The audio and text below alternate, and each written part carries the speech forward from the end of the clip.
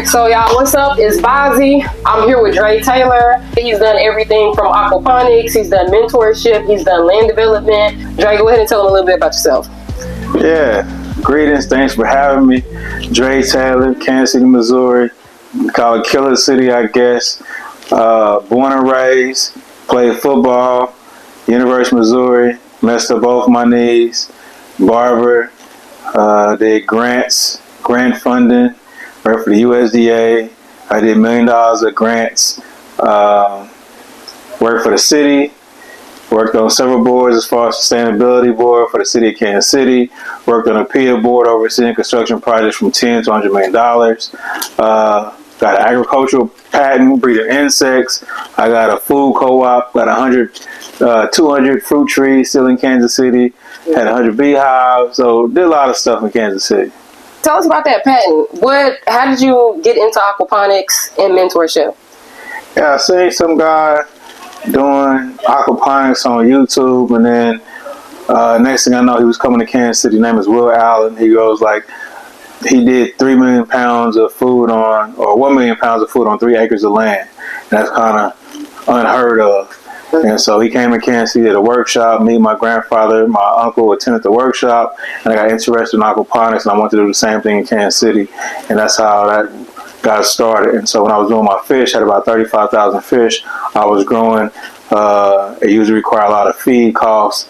70% of your cost is feed. So I wanted to reduce that cost. I went to China, learned how to breed insects on the commercial level, came back to Kansas City, and I got an agricultural patent breeding insects. Wow, okay, that's really dope. That's amazing. Yeah, it's a lot of stuff. And how did you get into the grant writing?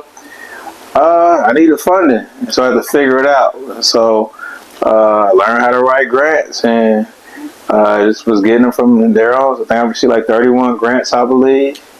And then I was working for the USDA as a grant reviewer. And so just one thing led to another. Really. So basically just solving a problem that you had. So it wasn't like a particular background that you already had for any of this. Like, you didn't go to college to study insects. You didn't go to college for literature. I went to college for football.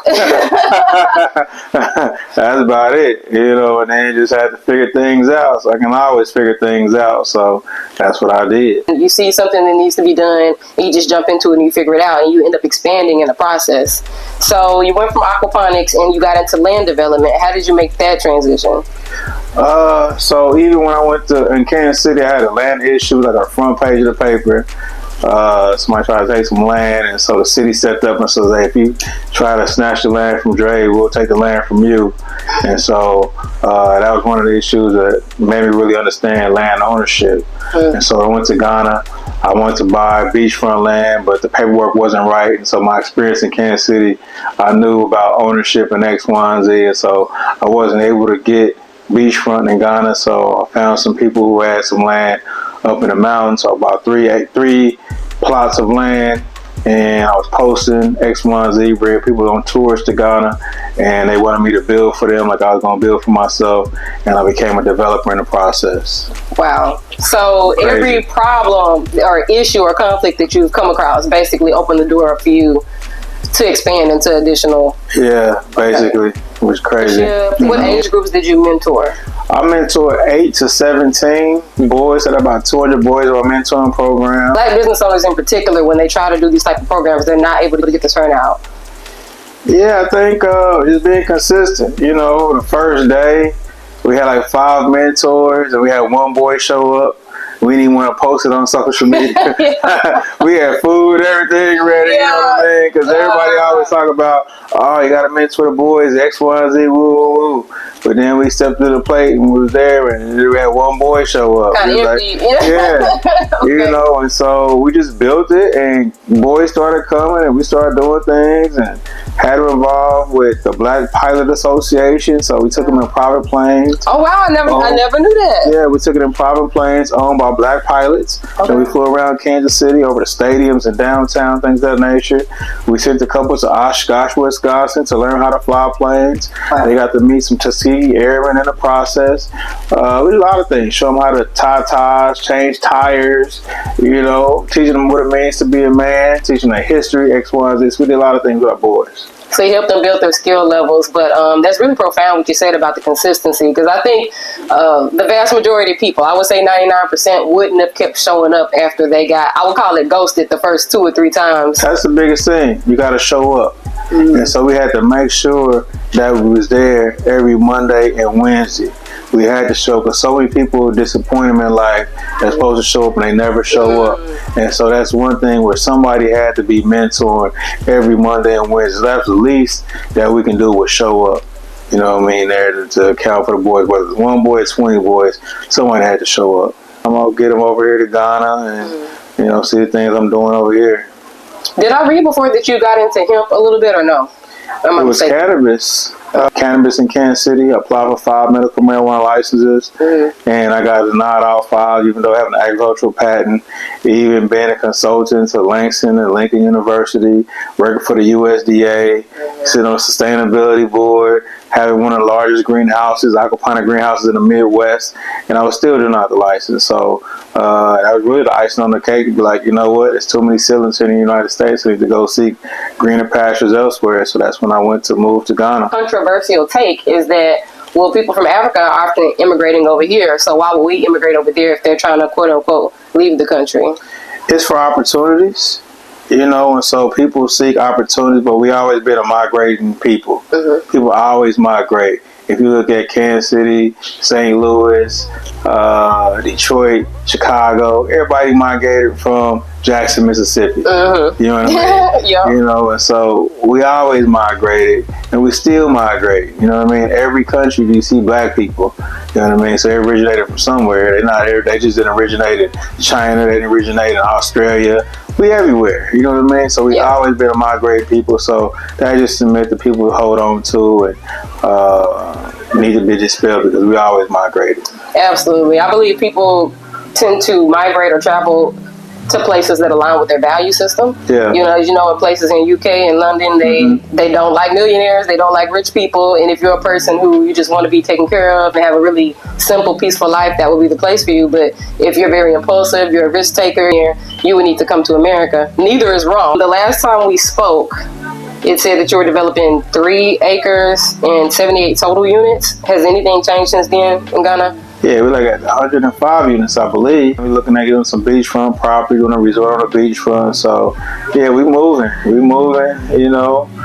doing development. So, I think I'm in my 12th city of the 14-city tour today. So, I got 2 more cities to go, 3 continents in like a month. And so really just moving, talking to the people, and being part of this movement. Stuff is already done, built, and situated, but you're holding these tours and allowing people or the collective to get together and invest?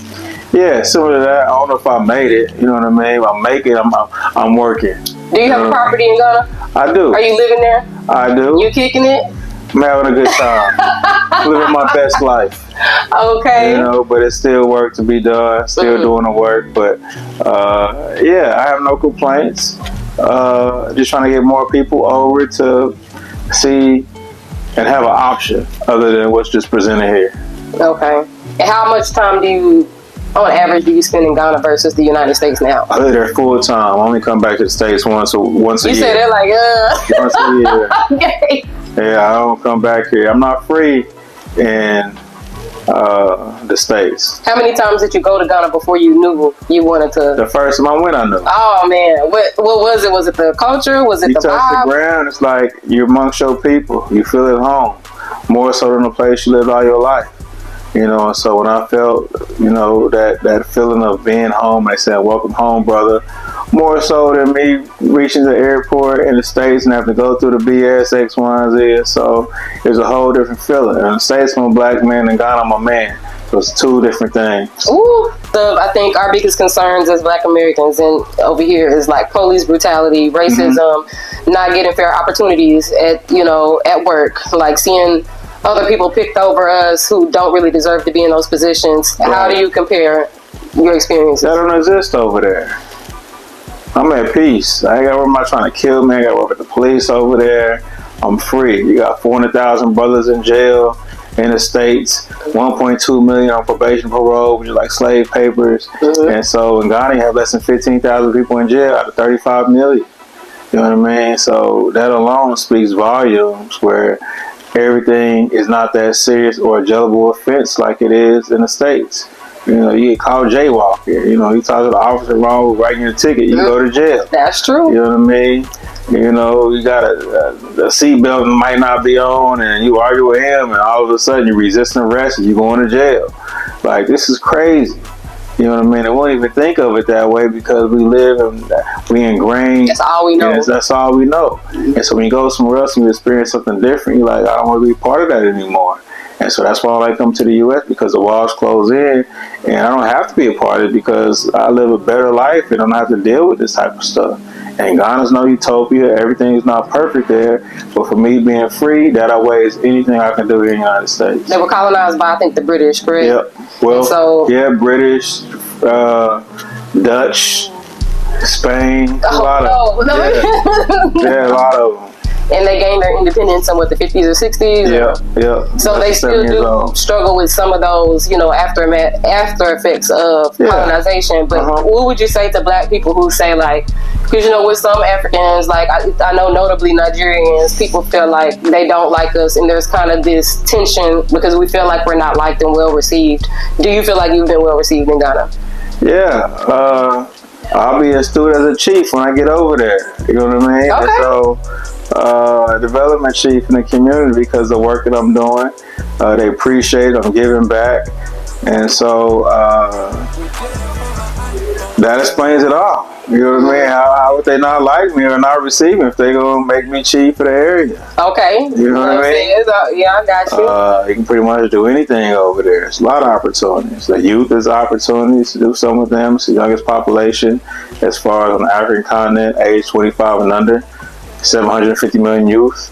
You know what I mean? The average age there is 20. The average age in the U.S. is 40.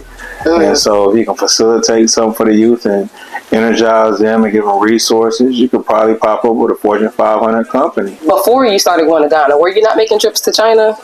Yeah, I just got back from China. To China, what kind of connections have you established there? And why? Well, you know, on Amazon, China makes 70% of the things on Amazon. And so a lot of the things that I'm building with, as far as like the light fixtures, the appliances, anything electrical, all comes from China. So just really eliminating the middleman and getting the materials there and China to bring back to Ghana. Solar panels, batteries, you know, inverters, all that kind of stuff. Very nice. And you also mentioned earlier that the taxes are different there, the credit system is different, they're more of a cash-based society. Yeah, they don't have taxes for like a $200,000 house is like $200 for the year. $200 for the year. Yeah. On a $200,000 house? Yeah. And the crazy part about it is 80% of the people don't pay them because there's no system in place for them to collect taxes. You know, so after 3 years, nobody's coming to repossess your property because you're not paying taxes.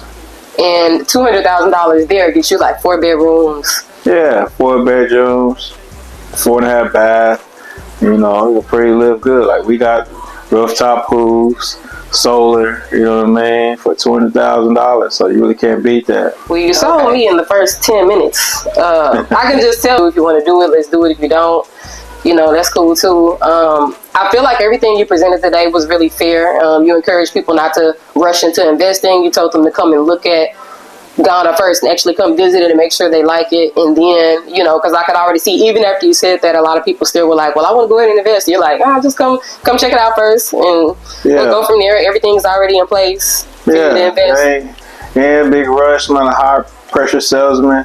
What's for you going to be for you. Comparative to the U.S., what's the cost of living like there? The average Ghanaian probably make about $300 a month, and they living off of that. Okay. You know, so coming from the U.S. to be comfortable, you know, I could say you could be comfortable about $1,500 a month. $1,500 a month. Yeah. Housing, food, transportation. Yeah. If you're trying to live good, you know, probably about $25,000 to $3,000, and you live like a king almost. So we talked about dual citizenship. You walk people through the process.